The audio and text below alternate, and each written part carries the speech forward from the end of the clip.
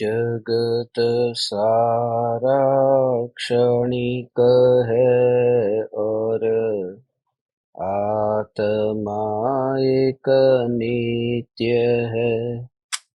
आत्मा का अनुभव बस एकमात्र नित्य है।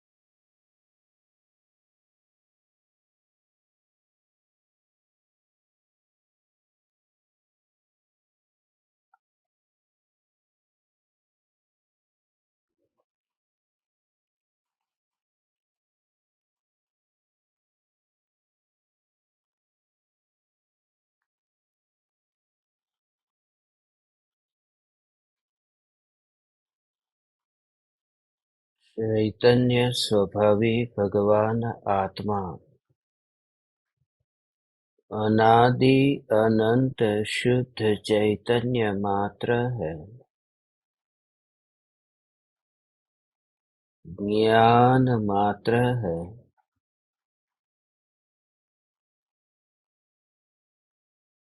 मैं शुद्ध चैतन्य मात्र, ज्ञान मात्र भगवान आत्मा हूँ। प्रति समय यह जागृति बनी रहे, इस जागृति का नाम धर्म है।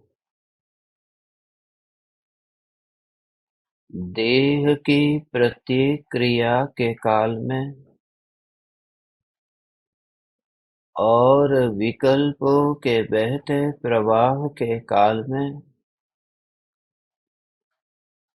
ज्ञानी को प्रति समय यह जागृति रहती है कि मैं चैतन्य तत्व इस देह की किसी भी क्रिया में और विकल्पों के बहते प्रवाह में कहीं भी मिला नहीं हूँ। ऐसा शुद्ध चैतन्य तत्व मैं हूँ। प्रति समय स्वयं की शुद्ध चैतन्य सत्ता का बोध आत्म जागृति ही धर्म है। चैतन्य तत्व की स्व-संवेदन प्रत्यक्ष निर्विकल्प अनुभूति होते ही देह होने पर भी देहातीत दशा प्रकट होती है। इतना ही नहीं, विकल्प होने पर भी विकल्पातीत दशा प्रकट होती है। चैतन्य तत्व की निर्विकल्प अनुभूति होते ही यह जगत सारा क्षणिक है और आत्मा एक नित्य है, इस मंत्र का यथार्थ भाव समझ में आता है। पूर्व में सुना था बहुत बार, पूर्व में पढ़ा था बहुत बार, मगर नित्य की अनुभूति के बिना जगत की क्षणभंगुरता का बोध नहीं हो सकता। यदि वह क्षणभंगुरता का बोध होगा, क्षणिक का बोध होगा, तो वह बोध भी क्षणिक ही होगा। इसलिए क्योंकि नित्य के लक्ष्य से होने वाला क्षणिक का बोध नित्य टिकता है। मैं नित्य ध्रुव चैतन्य तत्व हूँ, यह ज्ञान में जान लिया है। वह भी स्वयं के अनुभव प्रमाण से नहीं, वह भी शास्त्रों से और गुरु से। क्योंकि जब स्वयं को स्वयं की नित्यता का अनुभव हो, तो सबसे बड़ी घटना यह घटित होती है कि जीव मृत्यु के भय से मुक्त हो जाता है। क्योंकि श्रद्धा में यह स्थापित हुआ कि जिसका जन्म नहीं, जिसकी मृत्यु नहीं, जो अनादि अनंत है, जो घटना अनंत काल के लिए घटित नहीं होने वाली, उस घटना को लेकर के ही मैं अनादि काल से आज तक दुखी होता रहा। निरंतर भय सताता है। कल मैं नहीं रहा तो अपने अस्तित्व को टिका करके चाहना, ये जो वासना, ये जो अपेक्षा, ये वासना झूठी नहीं है, मगर देह में अपनापन होने की वजह से देह के परमाणु को सदाकाल टिका करके रखने की जो चाहना है, यह खतरनाक है। क्योंकि पर पदार्थ के परिणमन में स्वयं की सत्ता को माना है। परिणमन किसी और का हो रहा है और आनंदित मैं खुद हो रहा हूं। परिणमन किसी और का हो रहा है और दुखी मैं स्वयं हो रहा हूं। और वह सुख और दुख की जो कल्पना है, उस कल्पना से पार यह त्रिकाल ध्रुव चैतन्य सत्ता है, जो सदाकाल टिक कर रहने वाली। ये सुनते ही ऐसा भाव आए कि यही मैं।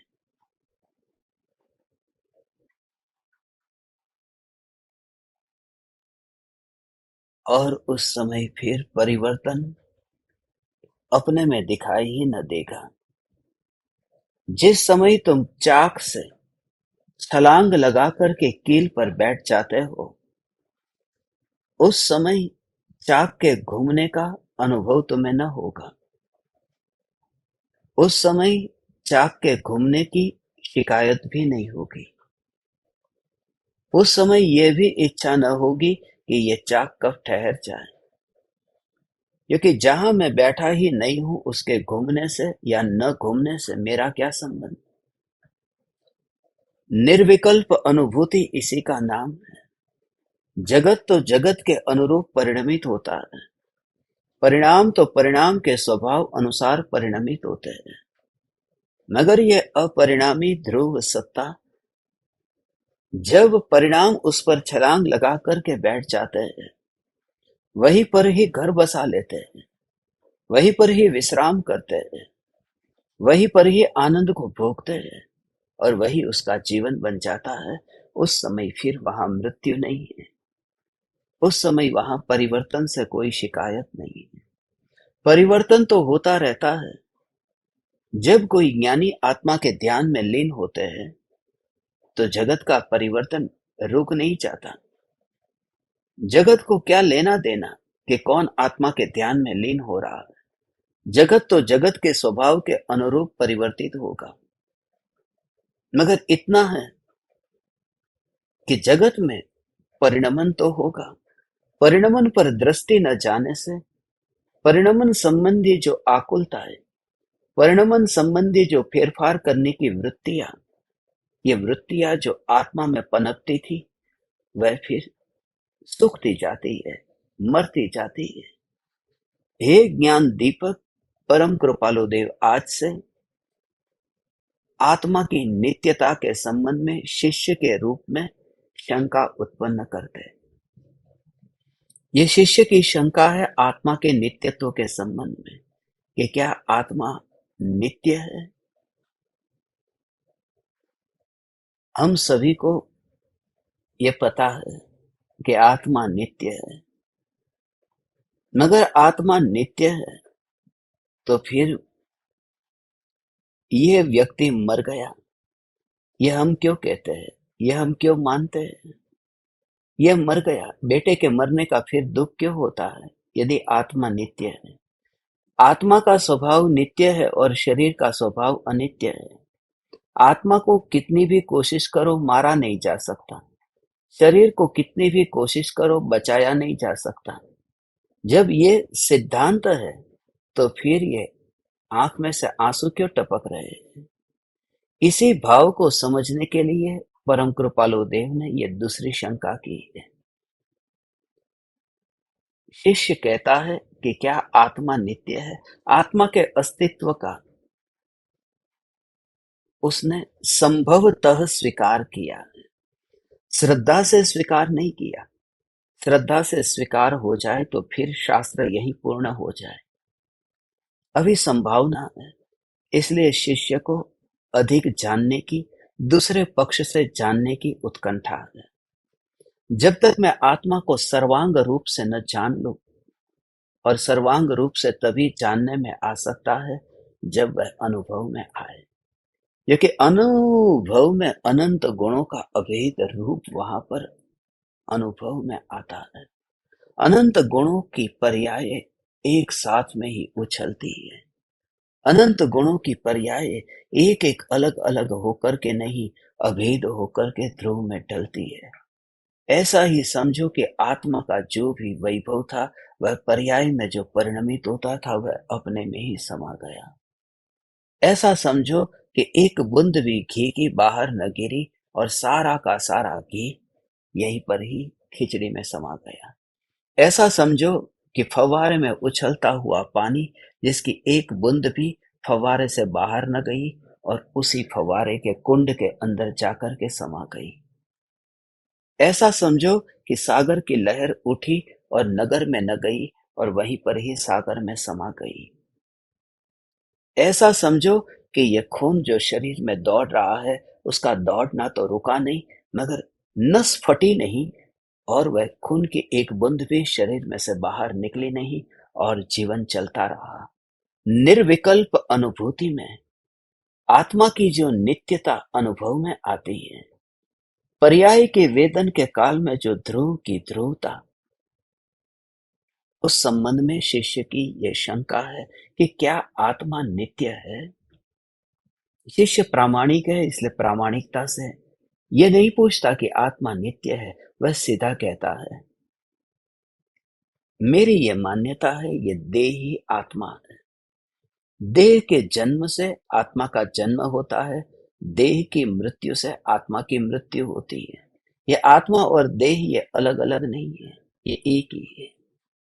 शिष्य कहता है जैसे अलग अलग पदार्थों से मिलकर के एक वस्तु तैयार होती है। पूज्य गुरुदेव श्री कांजी स्वामी इस संबंध में कहते थे कि जो शराब तैयार होती है उसमें बहुत सी वस्तु मिलती है। अंगूर, सड़े हुए फल, उनको मिला करके, उनमें शक्कर डाल करके, उनमें न जाने और कौन कौन से तत्व, मगर अलग अलग पदार्थ को मिला करके फिर वह शराब तैयार होती है। ऐसे ही आत्मा कैसे बना है? आत्मा बना है परमाणुओं के मिश्रण से। पहले तो कोई आत्मा था नहीं, जीवन से ही जीवन का उत्पाद होता है।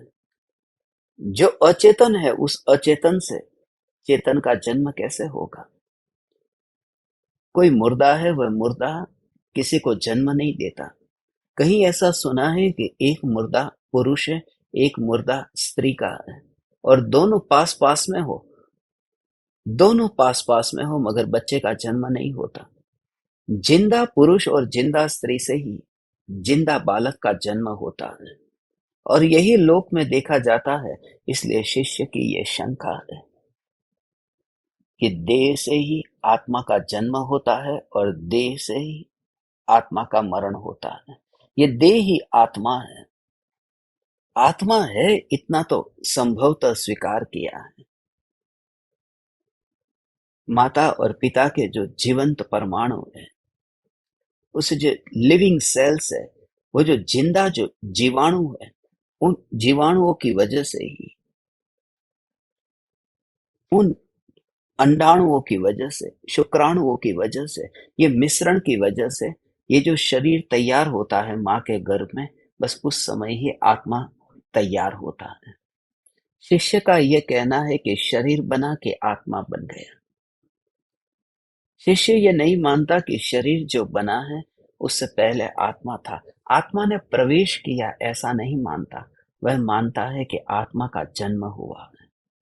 वह ये नहीं मानता कि ईंट, पत्थर, सीमेंट, रेत, लोहा, इन सब से मिलकर के यह मकान तैयार हुआ और कोई मेहमान इस घर में अब प्रवेश करता है।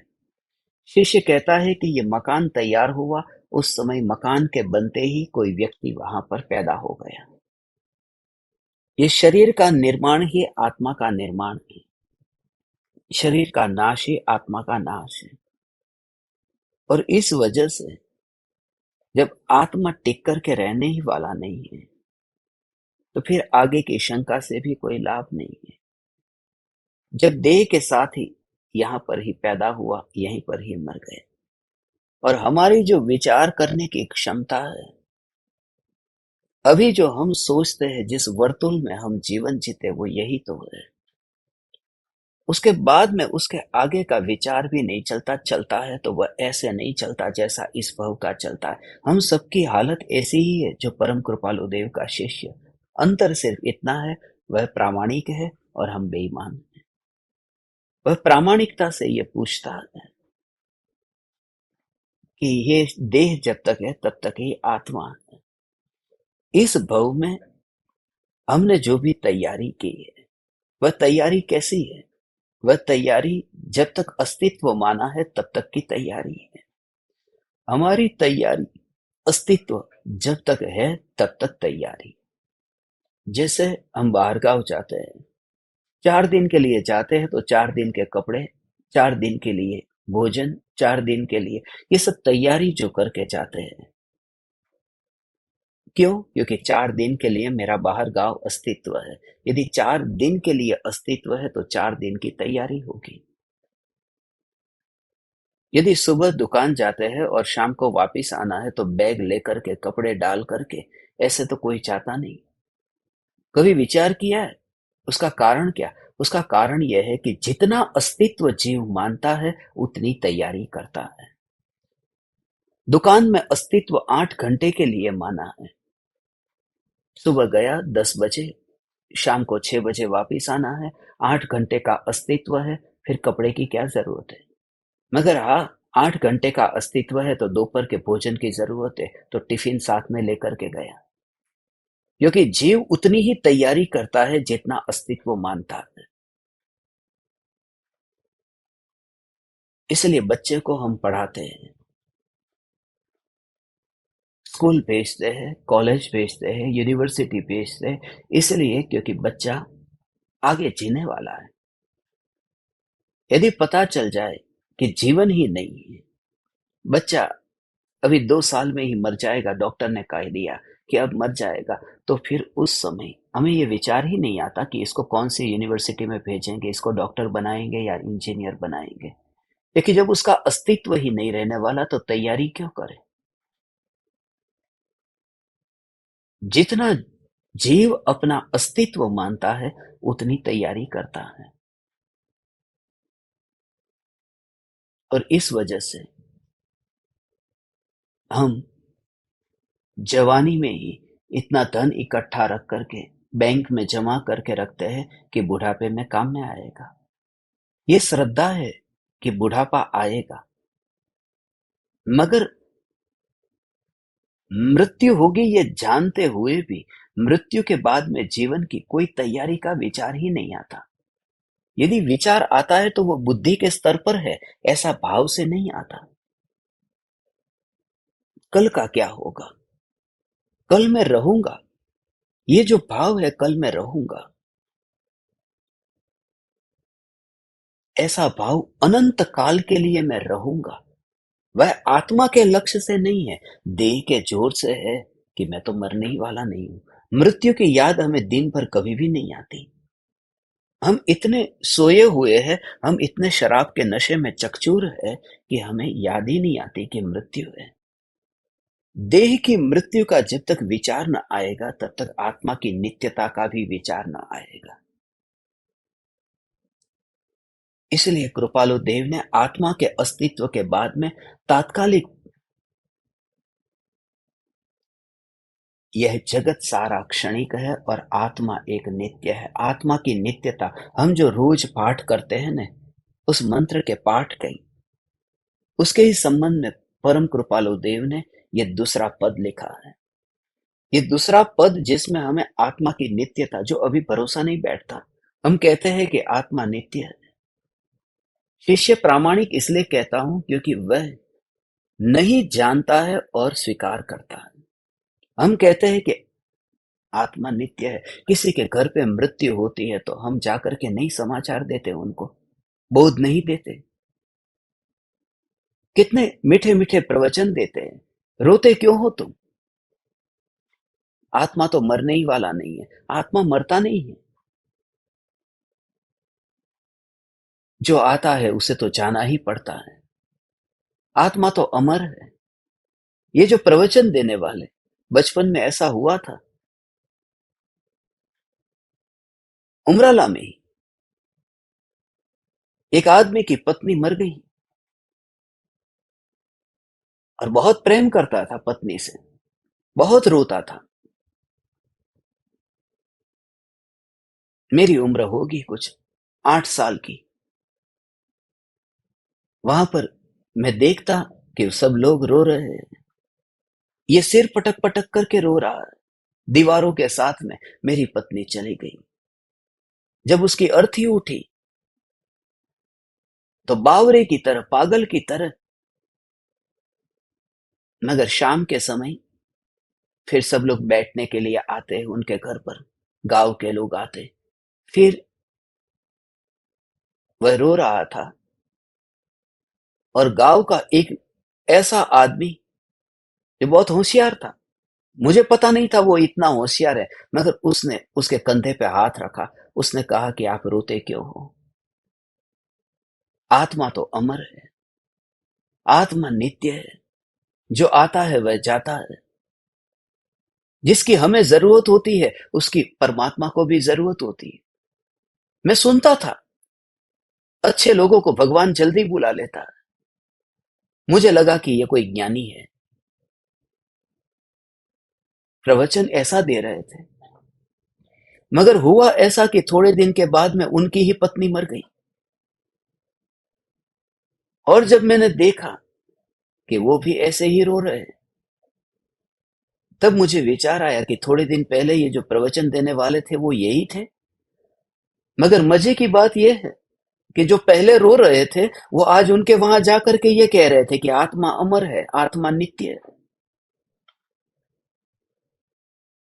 दूसरों के वहां मृत्यु होती है तब प्रवचनकार हो जाते हैं, ज्ञानी हो जाते हैं। मगर उस समय मुझे विचार आया कि यह मामला क्या है, ऐसा क्यों होता है। पता चला कि अपना मरण न हो, दूसरे का मरण हो, दूरी देखो ना, न्यारा देखो ना, तो अंदर से ज्ञान प्रकट होता है।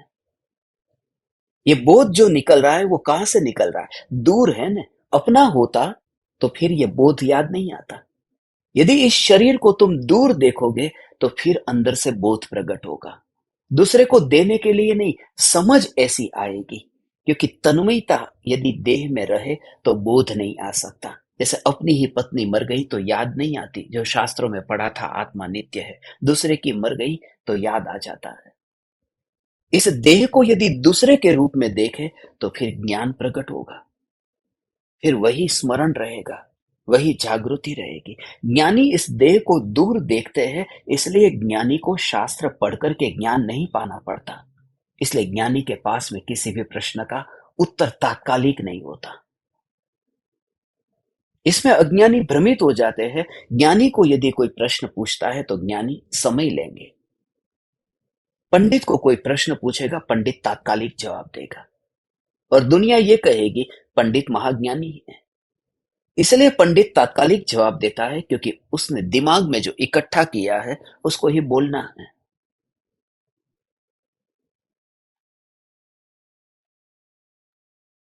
और ज्ञानी जैसे ही शंका को सुनेंगे, वह दिमाग में जो भरा पड़ा है उसको नहीं बोलेंगे, शंका सुन करके वह डुबकी लगाएंगे। जब डुबकी लगती है और अंदर में जो अनुभव हुआ, उस अनुभव के बल पर फिर वो कहते हैं। थोड़ा समय लग जाएगा, मगर वह जो मिलेगा वह जिंदा, वह जीवंत मिलेगा। वह मुर्दा वचन न होगा, वह अनुभव से छूटी हुई वाणी निकलेगी। इसलिए ज्ञानी का जो अनुभव है, वह अनुभव ज्ञानी की वाणी की सत्यार्थ का परिचय देता है। आज शिष्य पूछता है, क्या आत्मा नित्य है? 60वीं गाथा है।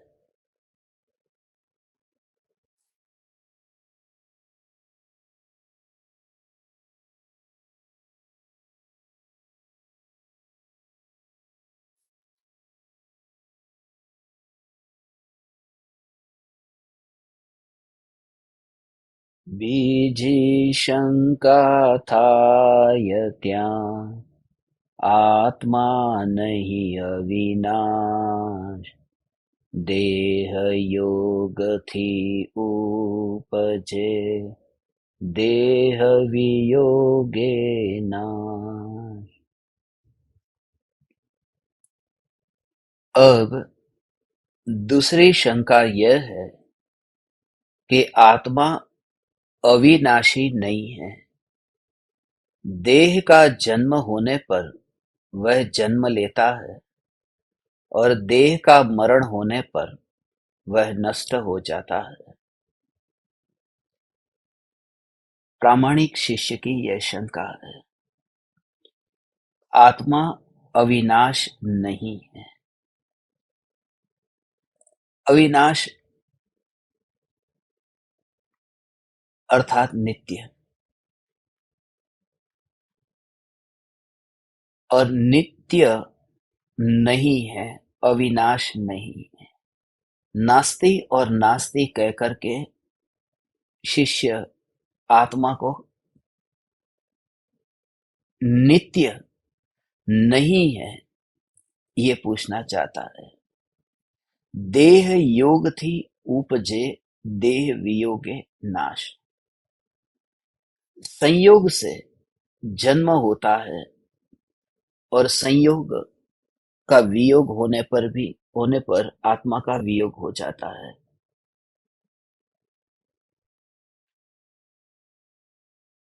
देह पुराना हो जाता है तो आत्मा मर जाता है, देह के साथ ही। ऐसा शिष्य का कहना है।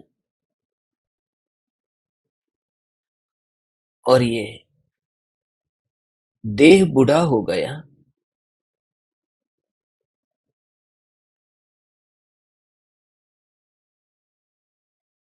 तो जानने देखने वाली जो सत्ता थी वह भी वहां नहीं रही, तो आत्मा भी मर गया। जैसे बाजार से कपड़ा खरीद कर लेकर आए तो वस्त्र की तरह ही आत्मा है। शिष्य की यह शंका है, जैसा वस्त्र ऐसा आत्मा। वस्त्र जब तक टिकता है तब तक उपयोग में आता है, वस्त्र पुराना हो गया फिर उपयोग में नहीं आता। ऐसे ही ये देह जब पुराना हो जाता है तो आत्मा नहीं रहता। मगर एक बात ऐसी है कि कोई देह ऐसा है जो पुराना न होता हो,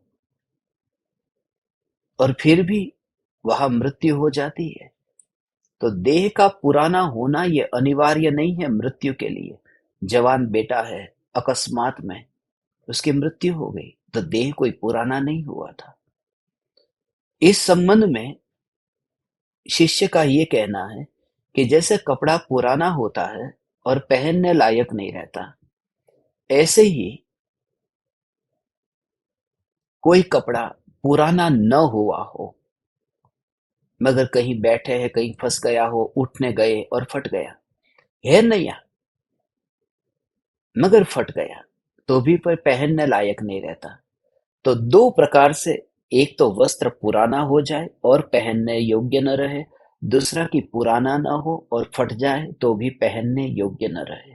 ऐसे ही देह पुराना हो जाता है तो आत्मा मर जाता है, और देह पुराना नहीं होता मगर कहीं से फट गया माने मानो अकस्मात हो गया, हार्ट अटैक आ गया, ब्रेन हेमरेज हो गया, कोई अचानक ऐसी घटना घटी कि मृत्यु हो गई, तो कपड़ा असमय में ऐसे फट गया, जिसको हम कहते हैं अकाल मरण हो गया। वास्तव में ये बात भी कहने मात्र की है, कोई अकाल मरण नहीं होता। इसलिए क्योंकि जिस समय हम कहते हैं ये अकाल मरण हुआ, उस मरण के काल में कोई ना कोई काल था ना। अकाल कहाँ है? 7 बजे थे, 8 बजे थे, जब भी मरण हुआ तब कोई काल तो था। काल के आगे भी काल है, काल के पीछे भी काल है, अकाल है कहाँ? मगर शिष्य की शंका है कि आत्मा है, वह देह के योग से ही है, ये देह नहीं है तो आत्मा भी नहीं है।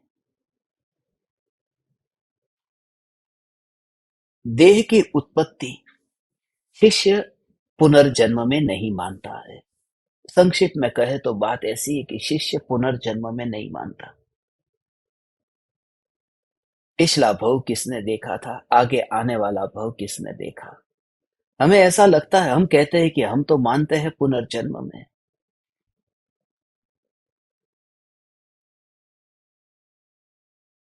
पुनर्जन्म में मानते हो तो किसी व्यक्ति को तुमने धन दिया है उधार, और वो व्यक्ति तुम्हें वापस कब दे रहा है?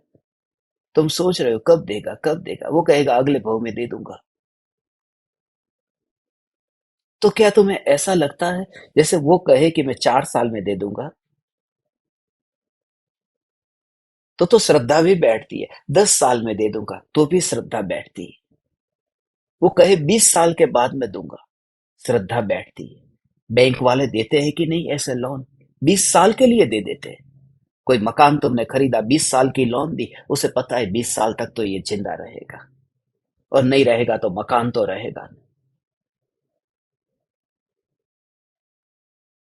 मगर यदि वो व्यक्ति कहे मैं अगले भव में दे दूंगा, बैंक उसका भरोसा नहीं करती। ये दुनिया अगले भव पर भरोसा नहीं करती। जो देह में जीते हैं वो बोलते हैं कि ये सब कर्म की लेन देन है, मगर पुनर्जन्म पर हमें श्रद्धा नहीं है। पुनर्जन्म पर श्रद्धा होती तो अभी हमारा जो यहाँ का मिलना, उस मिलने का कारण तुम्हें पता चल जाता। हम यहाँ पर क्यों मिले? बुद्ध के जीवन की यह घटना है।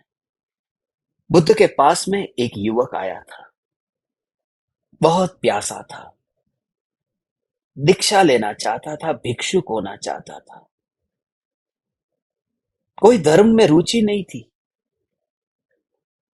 बचपन से ही उसके परिवारजन, उसके माता पिता यदि कहीं कोई गुरु के पास लेकर के जाते, पंडित के पास लेकर के जाते, वो युवक नहीं चाहता था। उसने बुद्ध के पास में जाकर अपनी जीवनी बताई, मगर बुद्ध के पास में बैठ करके उसे कुछ अलग अनुभव हुआ। उसे लगा कि मुझे आपके पास में रहना है, मुझे आपकी निश्रा में रहना है। आपके रूप को देख करके, आपके जीवंत ऐसी कांति को देख करके मुझे लगता है कि अब आपका विरह न हो। मुझे आपकी चरण में शरण दे, मुझे आपसे अब दूर नहीं होना। मगर मुझे एक बात समझ में नहीं आ रही कि जब मैं अपने माता पिता के साथ में भी कभी गुरु के पास में नहीं गया, और माँ बाप मुझे हाथ पकड़ करके लेकर के जाते, तब भी मैं उनको कहता, कोई बहाना बना लेता, सिर में दर्द है, पेट में दर्द है। ये दो ही दर्द ऐसा है जिसका पता किसी को न चले और बहाना बन जाए, सिर दर्द और पेट दर्द।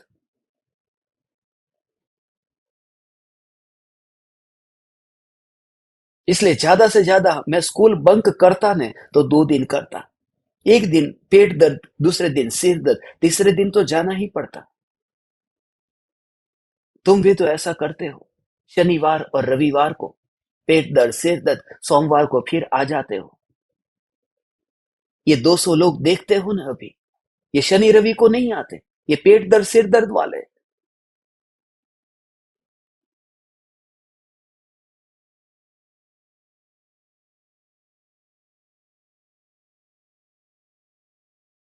चैतन्य को क्या शनिवार क्या रविवार, सांसें लेना नहीं छोड़ते शनिवार रविवार को, खाना खाना नहीं छोड़ते, पानी पीना नहीं छोड़ते। पर यह तो परम औषधि है, दवाई। मैंने कहा न, अभी मिल गया है, कल तुम्हें याद आएगी। उस व्यक्ति ने बुद्ध के पास जाकर कहा कि जब भी मेरे माता पिता मुझे लेकर के जाते गुरु के पास में, मैं मना कर देता, बहाने बना लेता। मगर आपके पास में आकर के न जाने मुझे ऐसा लग रहा है कि कभी ना कभी मैं आपको मिला हूं। ये कोई रिश्ता है, कोई नाता है, मैं किसी कारण से आपके पास में आया हूं। क्योंकि जिसे कोई न पलट सका, कह कह करके भी नहीं पलट सका, और आपने कुछ भी नहीं कहा, और पास में आकर के मेरे अंदर ये भावों में परिवर्तन कैसे आ गया। बौद्ध ग्रंथों में भी पुराने जन्म की कहानियां हैं। धम्म पद को आप पढ़ोगे तो आपको पता चलेगा। मैंने पढ़ा भी है और पढ़ाया भी है। तो बुद्ध ने ये कहानी उस युवक की बताई, पूर्व जन्म की। बुद्ध ने उस युवक को कहा कि तू पूर्व भव में हाथी था और जंगल में आग लग गई थी। सभी पशु जंगल में यहां वहां दौड़ते भागते अपनी जान बचाने को, मगर आग इतनी फैली थी कि कोई भी पशु बच न पाया। एक तू था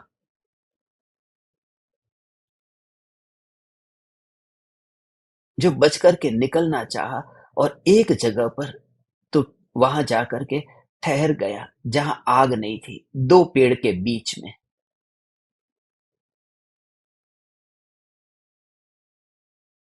मगर जब तू वहां पहुंचा, उस समय पहुंचते समय उस जगह पर जहां पर दो पेड़ के बीच में जहां खाली जगह थी, वहां पर तू जाकर के खड़ा रहता, खड़ा रहे उससे पहले ही तेरा पैर जो था वो नीचे गिरे, उससे पहले ही एक खरगोश तेरे पैर के नीचे आ गया, और तूने उस खरगोश को देखा। तुझे ये विचार आया कि जब मैं अपने जीवन को बचाने के लिए इतनी भागदौड़ कर रहा हूं, तो ये खरगोश भी तो जीवन को चाहता है।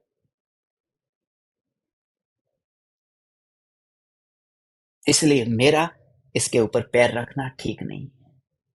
और मैं तो इतना विराट काय वाला प्राणी, और ये छोटा सा ऐसा खरगोश। परम कृपालु देव कहते हैं ना, सांप यदि काटने के लिए आए तो मारना या न मारना। गांधी जी के प्रश्न के उत्तर में, जिसे देह के प्रति प्रीति कम है, वह उसे कैसे मार सकता है जिसको देह के प्रति प्रीति अधिक है। वह मनुष्य सर्प को कैसे मार सकता है।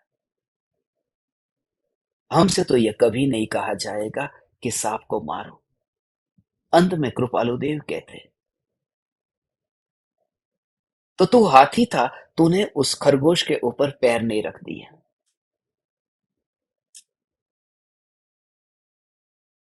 जब तक वह खरगोश वहां से आगे न चला गया, मगर वो आगे जाता उससे पहले ही तू वहां गिर गया,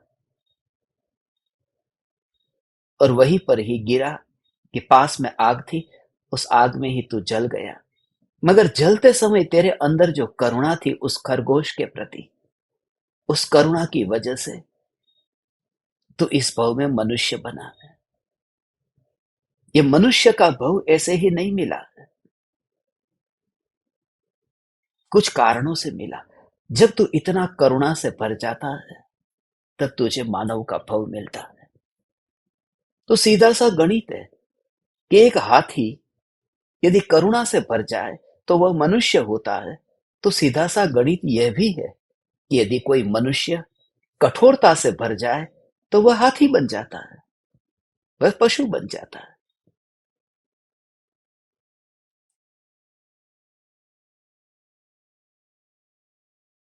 क्योंकि कर्म का फल तो दोनों प्रकार से मिलता है।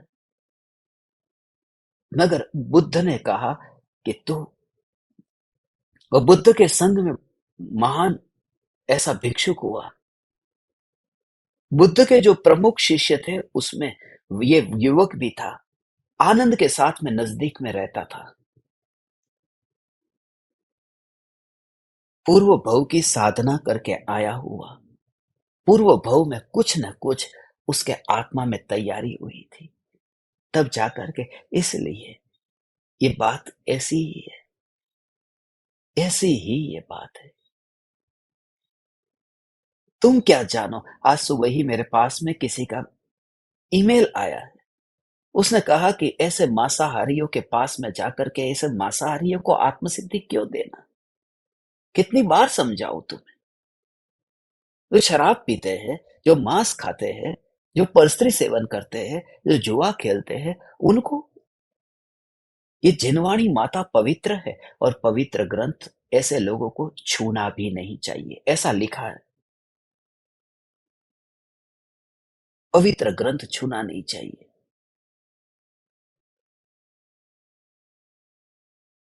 मरीज को, औषधि को छूना नहीं चाहिए। उनका कहने का मतलब ये, औषधि से दूर ही रहना चाहिए। क्यों? सिर्फ इतना ही कि यहाँ के लोग काले हैं, सिर्फ इतना ही कि यहाँ के लोग गोरे हैं, सिर्फ इतना ही कि यहाँ के लोग परदेश में पैदा हुए हैं। तो फिर उनका क्या, जो भारत देश में जन्मे हैं, जैन कुल में जन्मे हैं और अंडा मुर्गा खाने के लिए रेस्टोरेंट में पाए जाते हैं। मेरे पास में तस्वीरें हैं जिनके घर के नेम प्लेट में जैन लिखा है और खाने की प्लेट में मांस है। उनका क्या? उन्हें फिर शास्त्र दोगे कि नहीं? कि नहीं, जन्म से जो जैन है उनको जिनवाणी छूने का अधिकार है। और जो व्यक्ति ये वाणी सुन करके उसके जीवन में इतना हर्षोल्लास और आनंद के आंसू आए कि आप इतने दूर दूर देशों में भी कितना लंबा सफर करके आप यहां तक आ गए, और ऐसे दीवाने को जिनकी भावना इतनी उत्कृष्ट है, जो सचमुच ही इस वाणी को सुन करके, आत्म सिद्धि शास्त्र के बारे में सुन करके इतने निस्पृह होकर के, निरअहंकारी होकर के, आग्रह छोड़ करके, जब ये वाणी अपनी अपनी यूनिवर्सिटी में, इंस्टीट्यूट में, कॉलेज में, गवर्नमेंट हाउस में, पार्लियामेंट में, कल में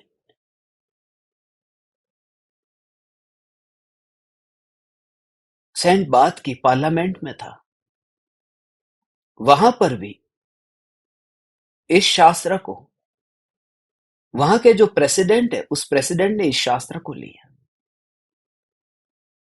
उन्हें तकलीफ नहीं होती, वो जान करके कि अरे, गांधी जी के बारे में तो हमने सुना था, मगर उनके गुरु, तुम क्या जानो, तुम कुएं के मेंढक हो, तुम्हें क्या पता।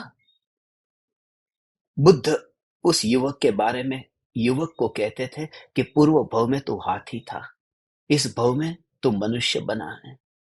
और जो व्यक्ति मनुष्य के रूप में अभी है, यहां पर है, वो ऐसे ही नहीं है। तुम्हें पता है 84 लाख योनि, तुम्हें पता है पंच परावर्तन, ये सब जगह चक्कर काट काट काट करके फिर यहां पर आया। वो क्यों आया? कुछ कारण है। क्योंकि कारण के बिना कार्य नहीं होता। तो कुछ तो कारण है, इसलिए ये सहज योग है, मगर ये इत्तेफाक के पीछे कारण है। हे ज्ञान दीपक, हमारा यहाँ पर मिलना, परम कृपालु देव का योग मिलना, समस्त आग्रह को छोड़ करके विराट दृष्टि रख करके, यही यही यही विचार पहले आता है। नजर में तो वही दिखता है जो देह दिखता है, देह दृष्टि को इसके अलावा और दिखेगा क्या? और बातें बड़ी बड़ी करते हैं हम लोग, झंडा ऊंचा रहे हमारा जिन शासन का।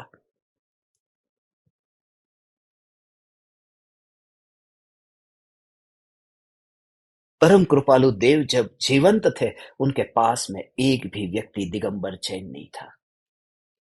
ये दिगंबर जैन का ठेका रखने वालों को मैं खास कहता हूं। सौभाग्य भाई कौन थे? अंबालाल भाई कौन थे?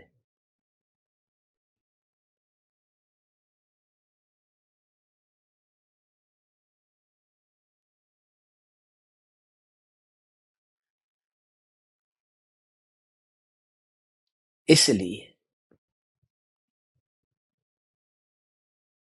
हम संप्रदाय को लेकर के बैठते तो हजारों लोगों की भीड़ इकट्ठी होती, मगर हम परम कृपालु देव के शिष्य हैं, हम परम कृपालु देव के अनुयायी हैं। इसलिए किसी भी आत्मा को हीन माने बिना, ये शिष्य जो शंका करता है, उसकी शंका को, उसे भी आदर दो। कृपालु देव जैसे देते हैं ना, ये आदर दो। सहज ऐसा योग हो जाता है। नहीं तो तुम 50 साल के हुए, 60 साल के, 70 साल के, कहां कहां मंदिरों में जाकर के तुम आए हो, पूजा करने की प्रतिज्ञा वाले, दर्शन के बिना पानी न पीने वाले, 3 बार सामायिक लेकर के, घड़ी लेकर के बैठने वाले, मगर ये ध्रुव चैतन्य की पुकार, ये जो परम कृपालु देव के साथ में ये कनेक्शन है, तुम कुछ भी नहीं करते और सहजता।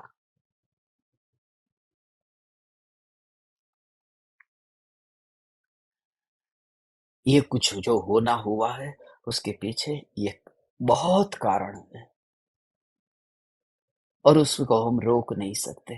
कितनी भी कोशिश करो, इस संयोग को तुम रोक नहीं सकते। धन्य भागी है वे जो योग में रह करके योग का सदुपयोग कर लेते हैं। मैं नहीं मानता कि आत्मा नित्य है, मैं पुनर्जन्म में नहीं मानता, शिष्य का ये कहना है। और है तो फिर आत्मा है तो आत्मा की गारंटी क्या है? टिक करके रहेगा, उसकी गारंटी क्या है?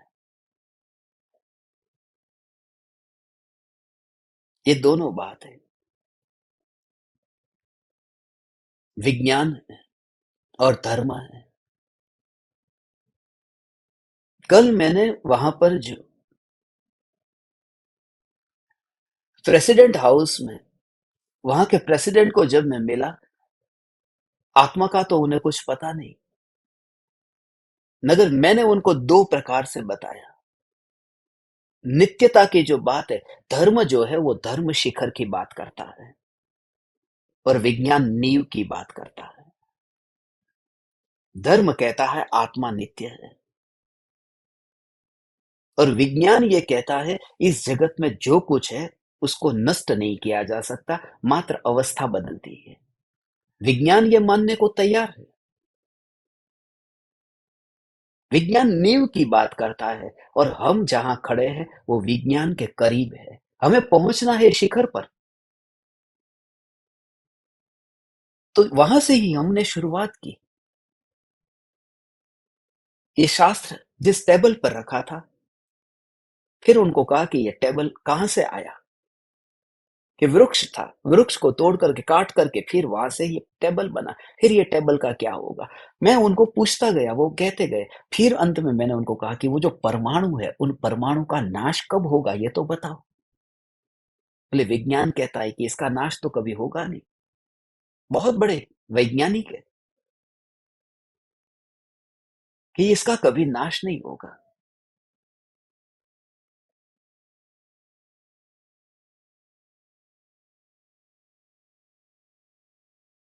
फिर मैंने उनको कहा जैसे इसका नाश नहीं होगा, जब जड़ वस्तु, जब जड़ परमाणु परमाणु होकर के भी उसका नाश नहीं होता है, तो ये जानने वाला उसका नाश कैसे होगा, जो अनंत शक्तिशाली उसका नाश कैसे होगा। उन्होंने कहा कि सचमुच ऐसी बात तो सुनी नहीं थी।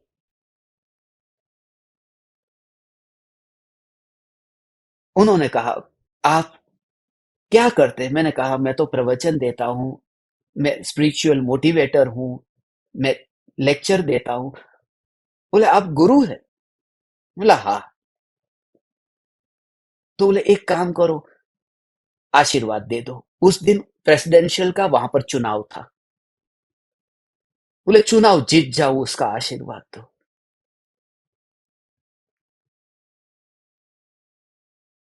मैंने उनको एक बात बताई, वो उनको इतनी जच गई। मैंने उनको कहा आपने कभी बंदरों की टीम देखी? बंदरों का जो झुंड होता है उसमें एक बंदर प्रेसिडेंट होता है,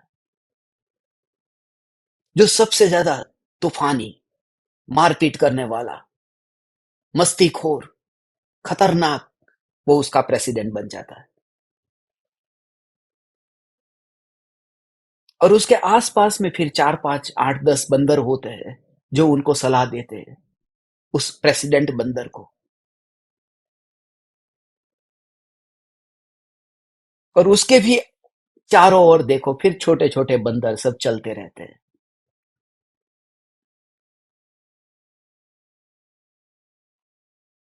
बंदरों में जो हो रहा है वही तो यहां हो रहा है, जितने बड़े बड़े पोस्टर लगे हैं। मनुष्य की वृत्ति वो बंदरों से कम नहीं है। ये नई दिल्ली में जितने भी लोग देखते हो वही है, दूसरे को कैसे गिराऊं, दूसरे को कैसे नीचे गिराऊं, दूसरे को कैसे खत्म करूं, मैं कैसे ऊपर आ जाऊं। ये है क्या? ये बंदरों का ही एक रूप है।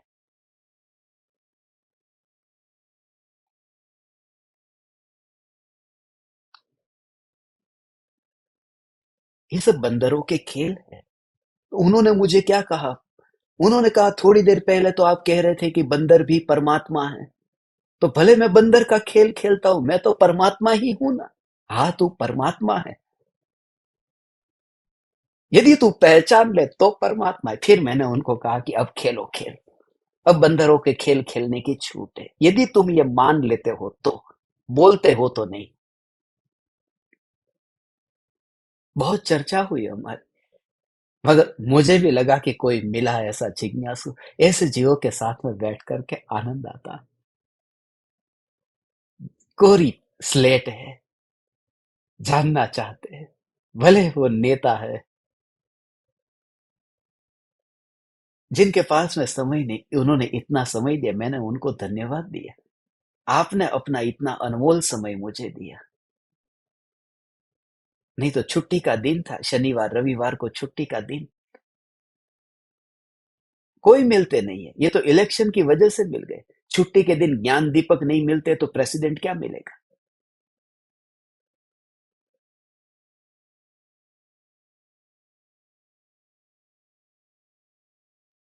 आत्मा नित्य है। क्या वास्तव में आत्मा नित्य है?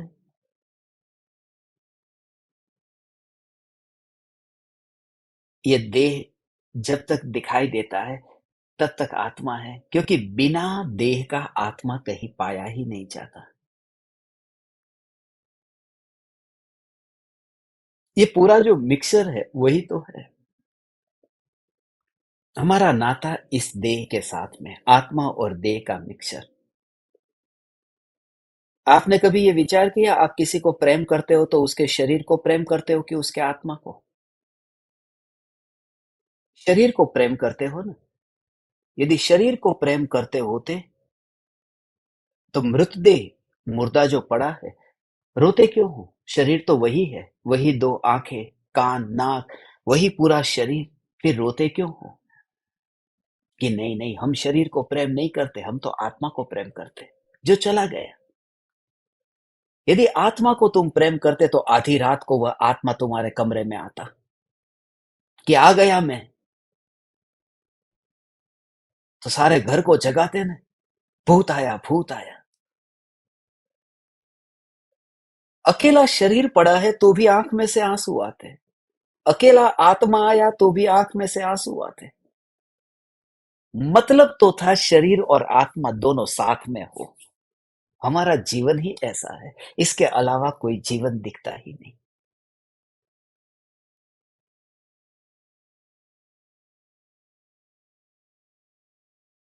इसलिए शिष्य को यह शंका हो रही है कि क्या आत्मा है, यह नित्य है?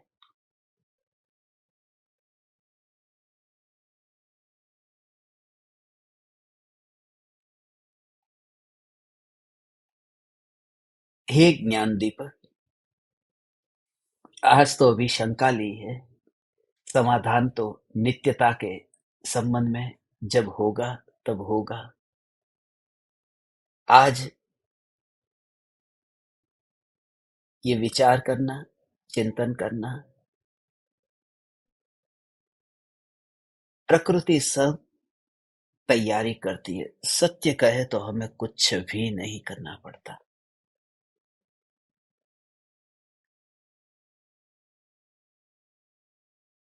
वो जो कर रहा हूं ये भाव ही निकल जाए तो सब सहज ही सहज हो रहा है। नित्यता को समझने के लिए ही यह अनित्य भाव मिला।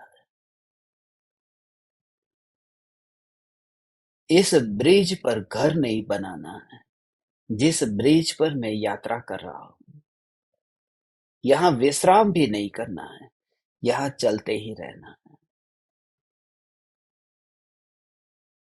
बस सिर्फ जागृति रहे, ब्रिज के साथ में मोह न हो जाए। हे ज्ञान दीपक, ये जानना, जानना, जानना, यही ब्रिज के ऊपर चलना है। और जैसे गुरुदेव कहते हैं कि तीर्थंकर परमात्मा के पैर जमीन को छूते नहीं, ऐसे ही मेरे पैर भी जमीन को छूते नहीं। पैर पुद्गल, जमीन पुद्गल, पुद्गल पुद्गल को छूता नहीं। तो ये जो जानन जानन धारा, ये देह के अनंत परमाणुओं को छू करके कैसे जानने रूप परिणमित होगी। इसलिए फासला देखो, you just feel the gap. वो जो दूरी देखना कि जो ज्ञान की धारा बह रही है, इस ज्ञान की धारा में तो देह के परमाणु को छू करके बहना नहीं हो रहा। तो परमाणुओं का जो बंधन होगा ना भगवान, ये पूरा जो परमाणु का जो पिंड होगा, उस पिंड के पिंजरे में ज्ञान बंधा हुआ नहीं दिखेगा। क्योंकि ये धारा ऐसी निरंतर, जैसे पिंजरा तोते का पिंजरा है और हवा बह रही है, मगर पिंजरे में हवा कहीं फंसी ही नहीं और हवा बह गई। उस हवा को ये एहसास न हुआ कि मुझे कैद खाने में बंद क्यों रखा है। हे ज्ञान दीपक, यही, यू जस्ट फील इट। ये जो जानन जानन जानन धारा, ये पिंजरे को छू करके नहीं जा रही है, ये अपने स्वभाव में ही परिणमित हो रही है। आज रात्रि में तुम सोने से पहले इस प्रयोग में एक बार डुबकी लगाओ कि ये जानन जानन जानन जानन जानन धारा फिर परमाणु के साथ में नहीं, फिर पड़े रहने दे तू परमाणु को। एक समय ऐसा अवश्य आएगा, जिस तरह से मैं आप परमात्मा को देखता हूं, आपको वह दशा आएगी कि देह की ये जानन जानन जानन जानन जानन धारा जो चल रही है, इस देह की जानन धारा में देह के साथ में रह करके जानन धारा में फासला है। और तब परमाणु को छोड़ा ही नहीं है। ये परमाणु को छोड़ करके मैं पकड़ छोड़ देता हूं, ये भाव उस प्रयोग के काल में निकल जाएगा। क्योंकि वह जो हवा बहती है, वो बहती हुई हवा ये कहती है कि मैं पिंजरे को छोड़ दूंगी और बहूंगी। उसका बहना कैसा सहज है। उसे कहते देह गिर गया, शरीर गिर गया। यू जस्ट फील इट कि ज्ञान की धारा बह रही है, बस। और चैतन्य ही है, चैतन्य ही। एंड ओ हो,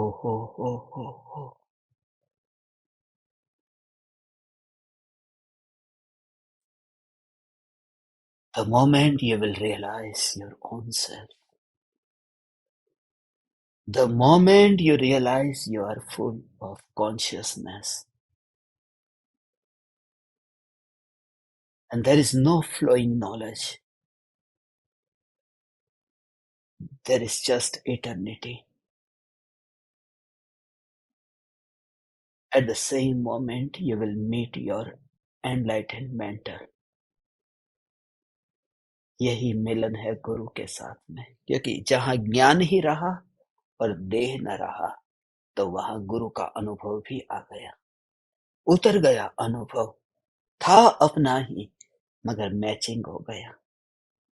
वह जीव 7 समंदर पार होकर के भी, दूर होकर के भी बस पास में है। फिर वह 7 राजू दूर होकर के भी सिद्धों के पास में ही है। 7 समंदर हो या 7 राजू हो, you just feel it, you just feel it. ये बहुत बहुत बहुत बहुत उत्कृष्ट है। हे ज्ञान दीपक, यू जस्ट फील इट। आज रात्रि में तुम ये प्रयोग करना, बस। पैर छू करके जमीन को छूते नहीं है जैसे पैर, ऐसे ही ज्ञान इंद्रियों को छूता नहीं है और जानना हो रहा है। पैर रखता नहीं है, वह तीर्थंकर जमीन के ऊपर जैसे चलते हैं। जैसे गाड़ी चली ऐसे नहीं, विमान जैसे आकाश में उड़ता है।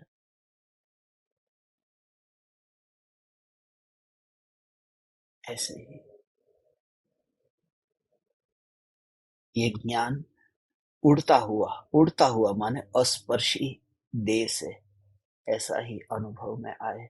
मैं आप परमात्माओं के लिए भावना पाता हूं। हे ज्ञान दीपक, इस प्रयोग से तुम्हें प्राप्ति हो। कल 9 तारीख को मंगलवार को शाम को 7:42 पर अपना सत्संग नहीं होगा। कल फिर से आपको एडजस्ट करना है। कल दोपहर के समय हम सत्संग के लिए मिलेंगे।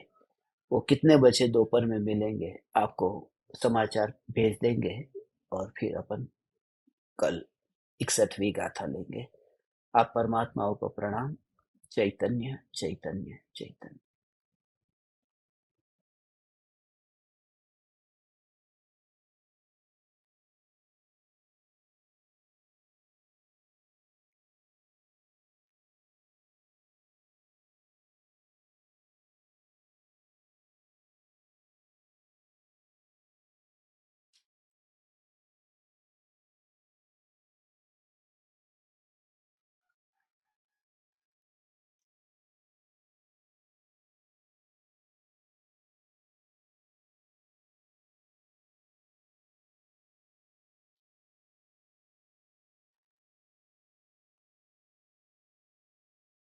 अहो अहो श्री सद्गुरु करुणा सिंधु अपार,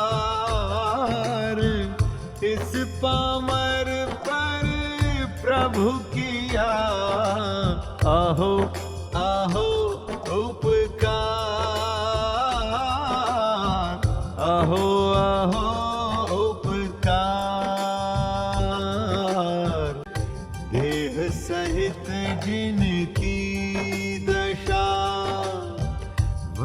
रहते देहातीत उन ज्ञानी के चरण